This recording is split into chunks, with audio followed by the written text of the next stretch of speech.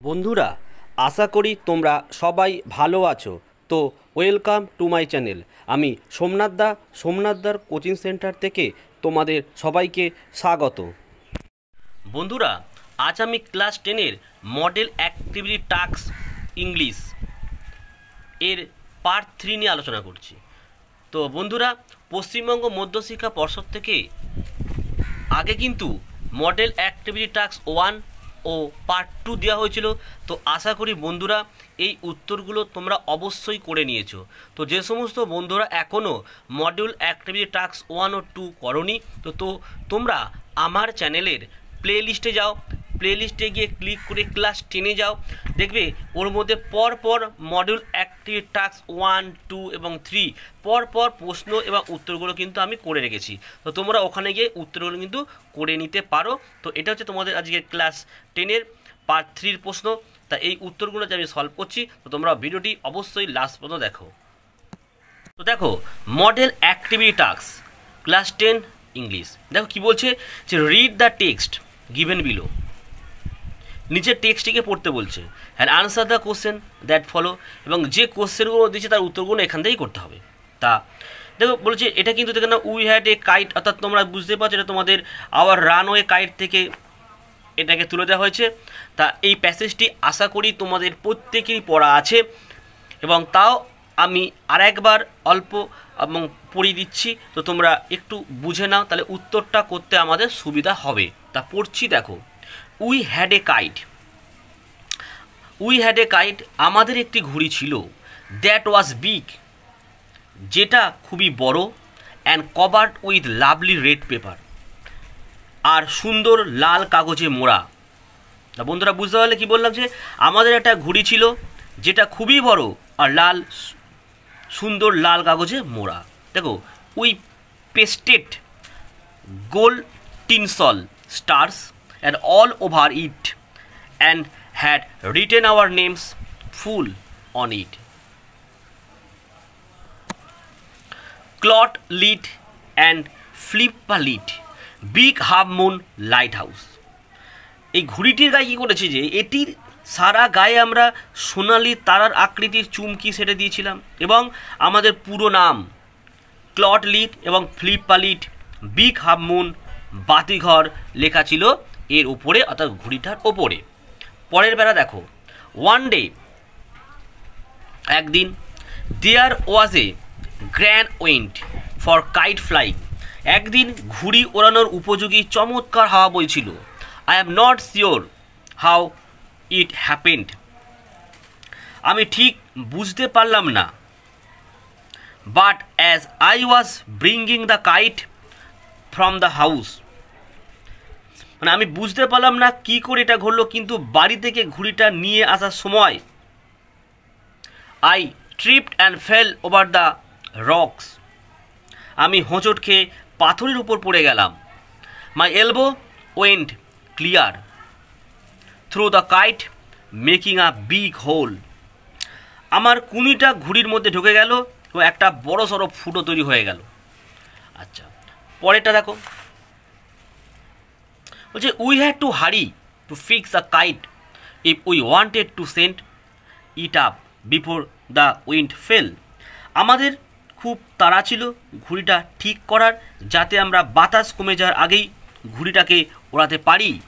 We rushed into the lighthouse to get some paper, আমরা দৌড়ে বাতিঘরের ভিতরে গেলাম কাগজ আনতে। We knew there was no more red paper, তা কী বললাম, যে আমরা জানতাম ওখানে কোনো লাল কাগজ নেই। We took the first things that came handy, and old letter lying on the bookcase in the sitting room, আমার হাতের কাছে প্রথম যা পেলাম তাই নিলাম, বসার ঘরের বইয়ের তাকে পড়ে থাকা একটা পুরনো চিঠি। We patched the kite up with the letter, a sheet on each side and dried it by the fire, আমরা চিঠিটা দিয়ে ঘুড়ি দুদিকে তাপটি লাগানোর জন্য দুটো কাগজ সারালাম আর আগুনে শুকিয়ে নিলাম।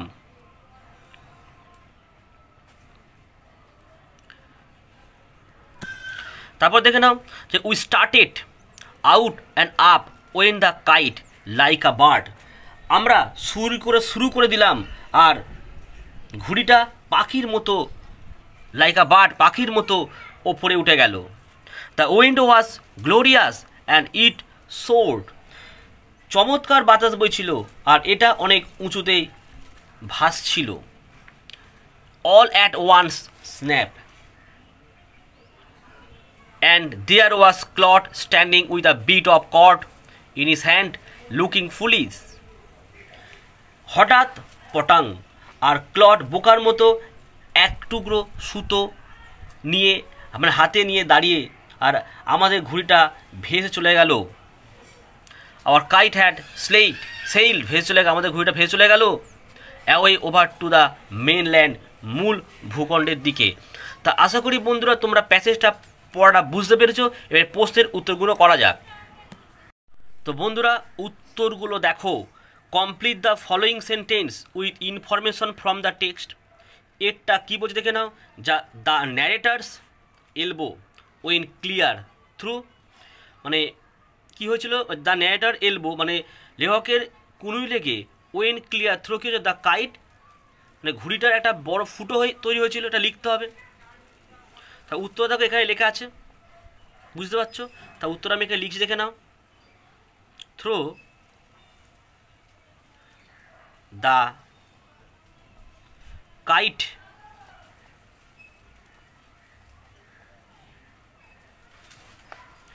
Making a big hole. ঠিক আছে, দুইয়ের প্রশ্ন দেখে নাও। After patching up the kite they dried. After patching up the kite they dried. তার উত্তরটা কী হবে, মানে যখন প্যাচ করা হলো তখন কী করে শুকানো হলো, আগুনের মাধ্যমে, না? তা ইট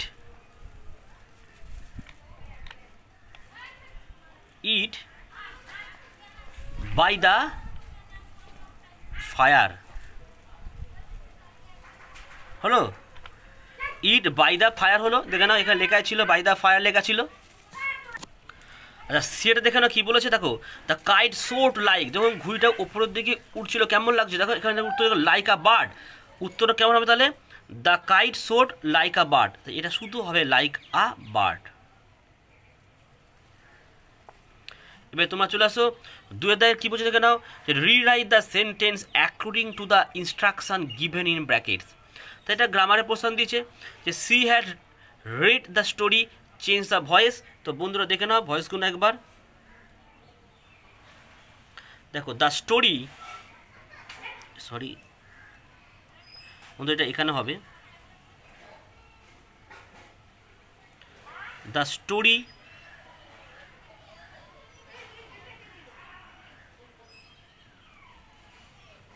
had been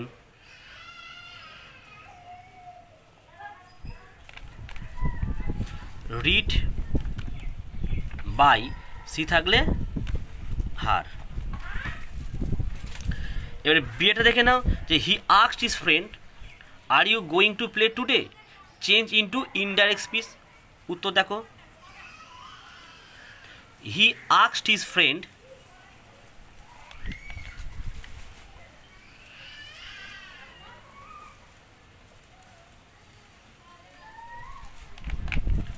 এখানে লিঙ্কার আমি যোগ করছি ইফ দে ওয়ার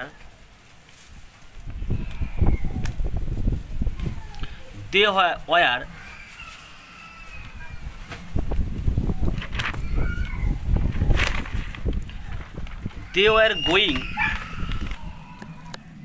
তো বন্ধুরা ওখান থেকে এখানে লিখছি they were going to play,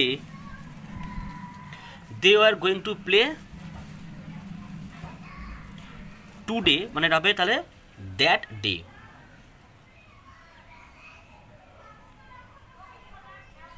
ঠিক আছে, সি চলে আসো। The old man was too tired to walk, rewrite the sentence using so that. অর্থাৎ সো দ্যাট দিয়ে আমাদেরকে এটাকে জয়েনিং করতে হবে। দেখে নাও,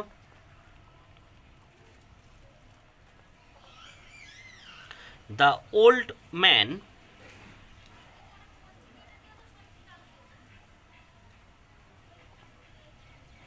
The old man was so tired that he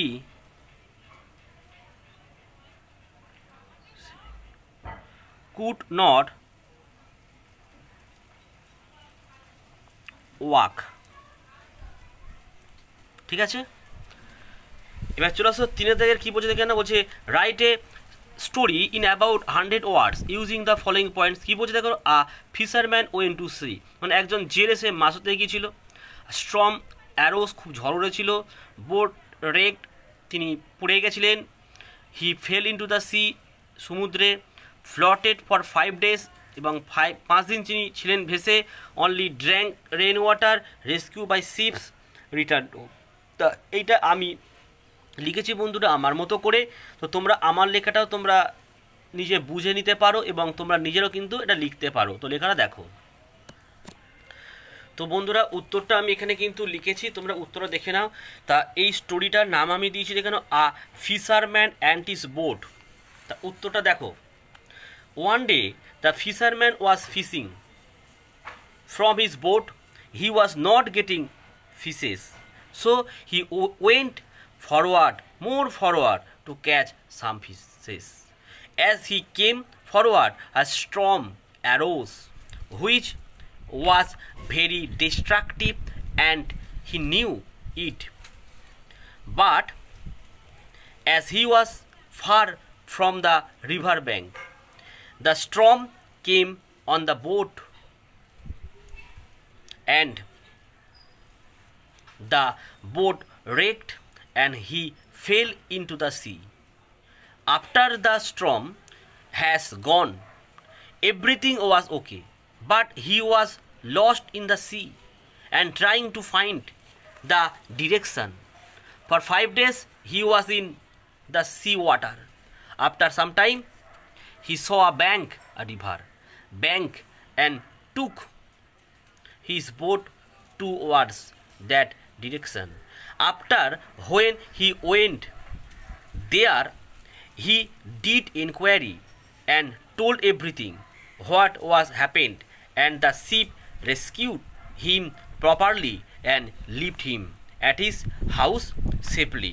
তো বন্ধুরা এই স্টোরিটা কিন্তু তোমরা নিজেরাও লিখতে পারো, আর তোমরা কিন্তু আমার লেখাটাও কিন্তু বুঝে লিখতে পারো। তো বন্ধুরা তোমরা প্রত্যেকে ভালো থেকো। তো আজকে এই ভিডিওটা এই পর্যন্ত। তো বন্ধুরা আমার এই ভিডিওটি যদি তোমাদের ভালো লাগে, তোমাদের যদি উপকারে লাগে, তো একটি লাইক অবশ্যই দিও। আর যারা নতুন বন্ধু তারা চ্যানেলটি কিন্তু অবশ্যই সাবস্ক্রাইব করে দাও, কারণ সাবস্ক্রাইব করলে কী হবে, তার পাশে থাকে একটা বেল আইকন পাবে, সেই বেল আইকনটাকে অবশ্যই তোমরা প্রেস করে রেখো। এবং বেল আইকনটাকে প্রেস করার পর দেখো একটি অল নোটিফিকেশন অন বলে আরেকটি অর্ডার আসবে, যেটাকে তোমরা অবশ্যই অন করে রাখো। কারণ অল নোটিফিকেশন অনটা করে রাখলে কি হবে, আমি যখনই কোনো নতুন ভিডিও আপলোড করব সবার প্রথমে কিন্তু আমার এই ভিডিওটি তোমার মোবাইলে কিন্তু পৌঁছে যাবে, তাই তোমার অনেকটাই সুবিধা হলো। আর বন্ধুরা তোমরা প্রত্যেকে ভালো থেকো, সুস্থ থেকো এবং অবশ্যই পড়াশোনা করো। আর এই ভিডিওটি দেখার জন্য তোমাদেরকে অসংখ্য ধন্যবাদ।